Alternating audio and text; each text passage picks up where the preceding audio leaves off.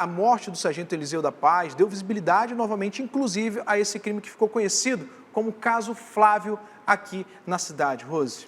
O engenheiro foi morto a facadas durante uma festa na casa do enteado do então prefeito de Manaus. Agora, Mike Parede é o único réu no processo.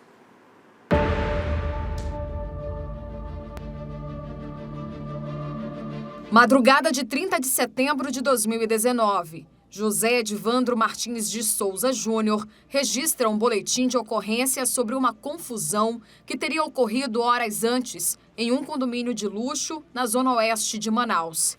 Segundo o relato, ele e 3 amigos estavam na casa de Alejandro Valeico, enteado do ex-prefeito de Manaus, Arthur Vigílio Neto, quando 2 homens encapuzados teriam entrado no imóvel. José Júnior se escondeu em um banheiro e, ao sair, soube que o engenheiro Flávio Rodrigues dos Santos teria sido levado pelos suspeitos.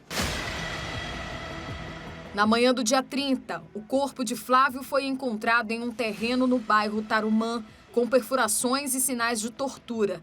Esse foi o início de uma das investigações de maior repercussão no Amazonas. Aline Santos, irmã de Flávio, registrou um boletim de ocorrência informando o homicídio e disse, na delegacia especializada em homicídios e sequestros, que no dia anterior o irmão estava em companhia de José Júnior e juntos foram para o condomínio onde morava Alejandro. Melanie, Silene, avisei para a mãe que eu estou na casa de um amigo.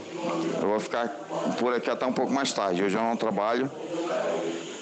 Tá bom? E mais tarde eu vou para casa. Com o andamento das investigações, câmeras de segurança do condomínio comprovaram que Eliseu da Paz de Souza e Mike Vinícius Teixeira Parede adentraram no local utilizando um carro da Prefeitura de Manaus. Minutos depois, as imagens mostram os dois saindo do condomínio em companhia de Flávio, que, segundo a polícia, estava no banco de trás do veículo. Dias depois, o Tribunal de Justiça do Amazonas decretou a prisão de Mike Eliseu, além de Elielton Magno de Menezes Gomes Júnior, outro elemento que também estava na casa quando Flávio foi levado. Horas depois, José Júnior e o cozinheiro Vitório Delgato foram presos, também por estarem na casa no momento do crime. Em depoimento à Polícia Civil, Vitório disse que apenas exercia funções de cuidador de Alejandro. Meses depois, o laudo do Departamento de Polícia Técnico e Científica comprovou a existência de sangue na residência onde ocorria a festa. O engenheiro sofreu múltiplas agressões físicas com uso de instrumento rígido na região da cabeça. Ainda segundo a perícia, depois de torturado e ferido a facadas, Flávio foi colocado no banco traseiro de um veículo e levado para o local onde foi encontrado na manhã do dia 30.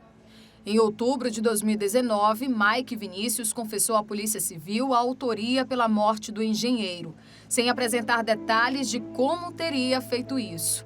Já Eliseu, segundo as investigações, dirigia o veículo que serviu para transportar o corpo de Flávio do condomínio até o terreno no Tarumã. Em 2020, a Justiça do Amazonas tornou 5 pessoas réus por suposto envolvimento no crime. No entanto, em 2021, 3 foram absolvidos pela Justiça, restando apenas os 2 como acusados do crime. Agora, com a morte de Eliseu da Paz, apenas Mike Parede responde ao processo. Quem iria imaginar que 5 anos depois da morte do engenheiro Flávio, nós teríamos novamente um caso policial envolvendo os 2 principais suspeitos da morte dele nesse caso, né? 2 réus. A gente fala suspeitos porque, de fato, não foram julgados nem condenados e agora o Eliseu da Paz acabou morrendo antes de o caso ser transitado em julgado, que é quando se acabam todas as esferas de julgamento e aí não tem mais como se recorrer. E agora a gente tem várias perguntas na cabeça que eu acredito que quem está em casa se pergunta, mas a polícia já diz. Não tem nada a ver com o caso Flávio, foi um problema entre eles, mas a gente chega a se perguntar, porque os 2 eram amigos e mesmo cumprindo medidas cautelares, diga-se de passagem, estavam transitando normalmente. Quando a gente pensa em medidas cautelares, a gente imagina que tem restrição de horários, que eles só podem fazer determinadas atividades durante certos horários do dia. E não, eles estavam vivendo a vida normalmente, pegaram o Uber juntos. E Uber, a gente fala o transporte de aplicativo. E aí, fatalmente, né, para usar uma palavra assim até mais tranquila em relação a isso, a gente tem um assassinato como esse. Por quê? Se os dois eram amigos a ponto de da Paz entregar a arma para ele, significa que existia um grau de confiança muito grande de da Paz em relação ao Mike. Mas que aconteceu algo muito sério para que o caso terminasse dessa forma, aconteceu. E aí vai ser um trabalho de investigação para saber se de fato as hipóteses que a gente tem agora, que inclusive teria sido um crime passional, vão se confirmar lá na frente. Verdade, a gente fica assim, se perguntando qual teria sido a última conversa para que algo resultasse em um assassinato. Né? Apenas um disparo, ou seja, o grau de proximidade entre os dois dentro do veículo era muito grande, era muito perto onde eles estavam, ao ponto de você disparar somente um tiro, pegar e fugir, e ter a certeza de que aquela pessoa perderia a vida. Né? Qual foi a última conversa? Será que o motivo seria ali realmente uma relação com uma pessoa em que os dois estivessem ali, sabe, gostando de uma outra pessoa? Ou será que a última conversa foi a respeito também sobre o caso Flávio? Né? Quem sabe, não sei, de um querer dizer, olha, você me colocou nisso, você me trouxe até essa cena desse crime, eu posso ficar preso por conta disso, no resultado que a justiça vai definir. Então, há muitas perguntas nesse momento que cabe à polícia responder. O que me chama a atenção, senhoras e senhores, você que está em casa, Rosiane Chagas, que está aqui ao meu lado, é o seguinte, é porque a gente acompanha muitas situações parecidas com essa, né, de que as pessoas elas foram presas de forma preventiva, depois foram colocadas em liberdade, medidas cautelares e tudo mais, é que quando duas pessoas que seriam amigos antes do crime acontecer, no momento em que as medidas cautelares elas ocorrem, no momento que você sai da prisão, você se desaproxima. Você prefere não estar mais perto dessa pessoa. E a gente percebe que o grau de proximidade deles continuou. A amizade continuou, ao ponto de eles estarem juntos, de acordo com as informações da polícia, falo que são informações da polícia, deles passarem o dia ingerindo bebidas alcoólicas juntos, voltarem, porque eles voltariam para casa, juntos, e isso acontecer.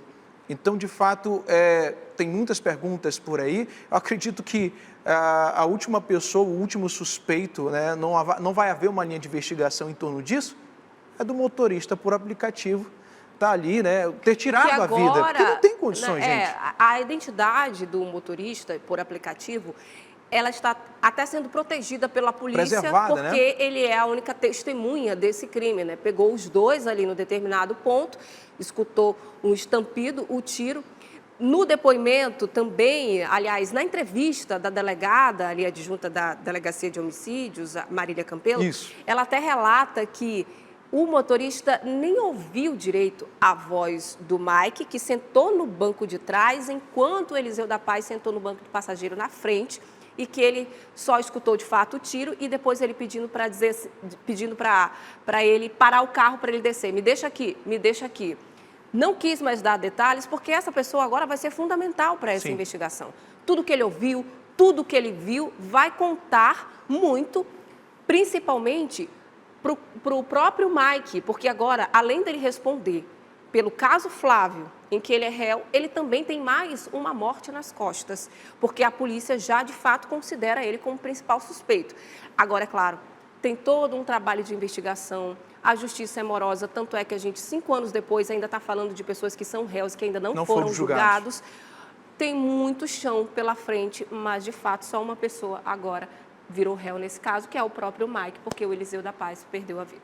E a gente lembra você que o motorista por aplicativo ele não tem a necessidade de conveniência. Qual é a necessidade de conveniência? De conversar com o passageiro. E sabe, a única obrigação dele é saber quem é o passageiro, destino inicial e destino final. E foi um trajeto que durou tão pouco tempo, né? Muito pouco 2 tempo. minutos. segundo a polícia. E ainda sobre esse caso, o ex-policial militar Eliseu da Paz teve o corpo dele velado em uma funerária na zona sul aqui de Manaus. Ainda na terça-feira, o suspeito Mike Vinícius Parede, que também é réu no mesmo caso, passou por audiência de custódia e teve a prisão preventiva mantida. No início da noite desta terça-feira, o corpo do ex-policial militar Eliseu da Paz foi levado para uma funerária localizada no bairro Flores, para que os amigos e familiares pudessem proceder com o velório. Eliseu foi assassinado com um tiro na cabeça durante a madrugada de segunda-feira na Avenida Torquato Tapajós. A vítima estava dentro de um carro de aplicativo com um homem que, para a Polícia Civil, é Mike Vinícius Teixeira Parede, principal suspeito do crime. Na tarde de terça-feira, por volta das 16h40, Mike passou por audiência de custódia, onde foi mantida a prisão preventiva. Uma surpresa para os advogados do suspeito. Em nenhum momento o Mike foi preso em flagrante. O Mike não foi preso cometendo nenhum delito. Na realidade, o Mike não foi capturado. O Mike não foi preso. O Mike entrou em contato conosco, ele se apresentou voluntariamente. E quando ele se apresentou voluntariamente à delegacia, não existia nenhum mandado de prisão contra ele. Ele não tinha nenhuma decisão mandando que ele fosse preso preventivamente. Mas ainda assim, ele resolveu ir até lá para colaborar da melhor maneira possível com a justiça, uma vez que ele não tem nenhuma vinculação com nenhum tipo de queima de arquivo, com nenhum crime, de acordo com as palavras dele. A defesa disse ainda não ter tido acesso aos autos do processo, mas que irão recorrer à decisão judicial. Tá aí, então, você acompanhando a reportagem da Vanessa Oliveira sobre a audiência de custódia que ele passou e que continua preso. Ele está preso na sede da Delegacia de Homicídios, até que se decida se ele vai aguardar mais uma vez o processo em liberdade ou se, de fato, ele vai continuar preso.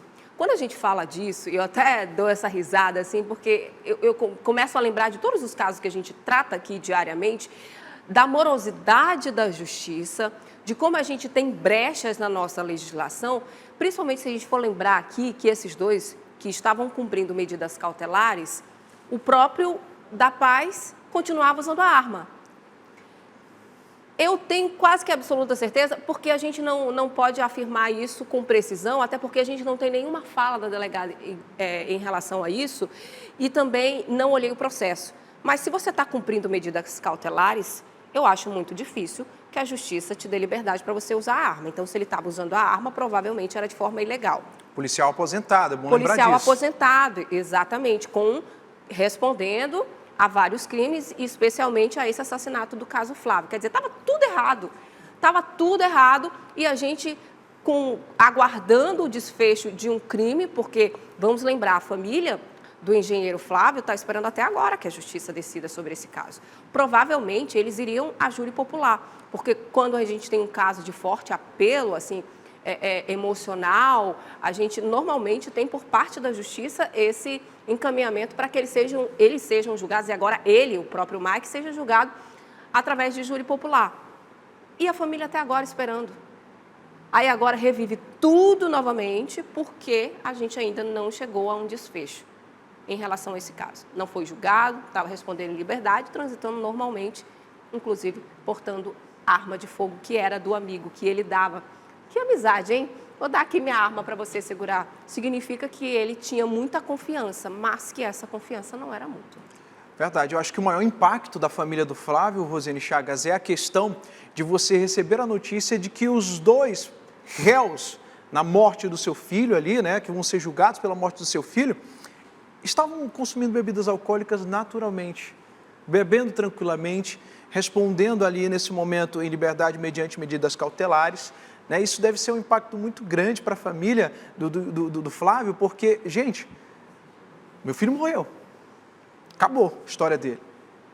E as pessoas que são apontadas de terem tirado a vida dele ainda não foram julgados, não estão atrás das grades. Estão aí vivendo livremente. Né? E o pior, gente, é que você em casa, medidas cautelares que são aplicadas pela justiça, elas têm algumas determinações. E a gente percebe que crimes que muitas vezes ocorrem por conta ali de bebidas, de bebidas alcoólicas, da pessoa ingerir bebidas alcoólicas, muitas vezes faz com que a justiça não permita com que eles estejam em casas de shows, não estejam em bares, lojas de conveniência, justamente para que não ocorra a mesma situação.